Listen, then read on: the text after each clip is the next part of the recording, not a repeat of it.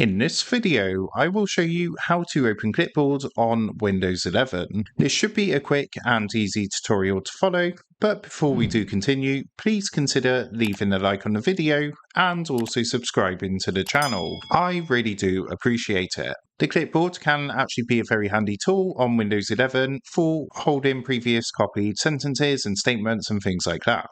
Now, to go ahead and open this up, what you're going to want to do from your desktop is come down to your taskbar at the bottom, click into the search box and type settings. Then underneath best match, you should see settings. Give that a click to open your settings. And what you want to do is come to this menu on the left hand side and click onto system. In here, what you're going to want to do is scroll down a bit and you should see an option for clipboard. It's quite a bit down, so you can see that's just down here. Give that a click, and what you want to do is make sure that the clipboard history is turned on. Then what you can do is hold down, as you can see, the Windows logo key and V, which is going to bring up your clipboard history. And of course, what you can do is just scroll through this and find all your history of your copied items and pictures and things like that.